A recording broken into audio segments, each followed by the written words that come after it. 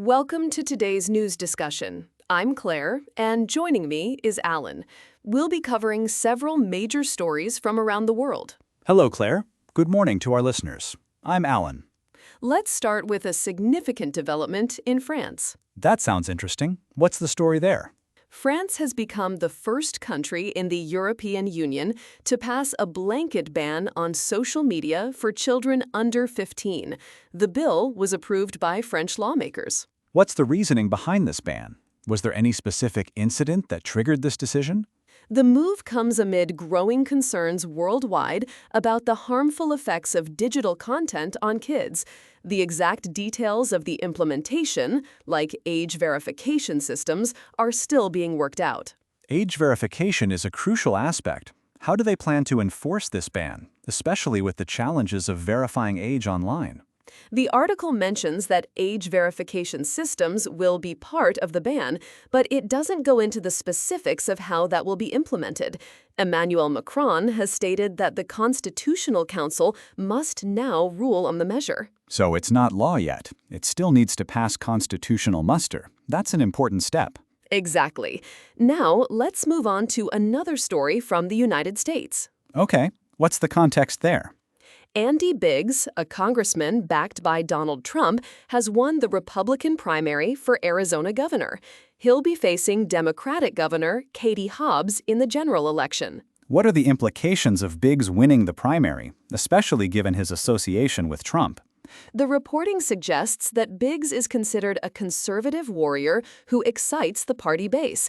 However, there's also a mention that he might face challenges in winning a general election. So it's a mixed bag. On one hand, Trump's endorsement helped him win the primary, but on the other, it might affect his chances with more moderate voters in the general election. That's right. Now, let's discuss another significant story involving the United States and Saudi Arabia. This one sounds quite serious. What are the details? President Donald Trump has approved a nuclear agreement with Saudi Arabia that could potentially allow the kingdom to enrich uranium for its civilian nuclear program. Enriching uranium is a sensitive topic due to its implications for nuclear proliferation. What's the justification given for this agreement? The agreement is framed as being for Saudi Arabia's civilian nuclear program. However, the details of the agreement and the exact capabilities it might grant to Saudi Arabia are not entirely clear from the reporting. It's a complex issue. The line between civilian and military nuclear programs can be blurry.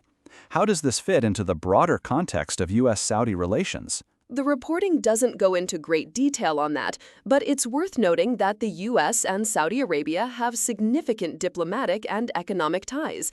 This agreement could be seen as part of that broader relationship. Now let's shift gears to a story from Ukraine. Yes, President Volodymyr Zelensky has fired General Oleksandr Syrskyi as commander-in-chief of Ukraine's armed forces, following mass protests in Kyiv and other cities. What were the protests about? Was there a specific grievance against General Syrskyi? The protests were demanding Syrskyi's removal, though the specific reasons aren't detailed in the reporting.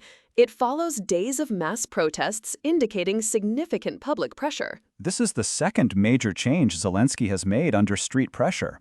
What does this say about his leadership and the political climate in Ukraine? It suggests that Zelensky is responsive to public opinion, at least to some extent. The fact that he made this change indicates a level of accountability. Finally, let's discuss a story involving military action. The U.S. military has completed its 11th night of strikes on Iran, with targets including aircraft hangars and drone storage sites. What's the context of these strikes? Are they part of a larger conflict or escalation? The strikes are happening as attacks across the Middle East, overshadowing diplomatic efforts to salvage an interim ceasefire deal that has collapsed. The U.S. Central Command has been providing updates on the targets. The situation seems fluid and potentially volatile.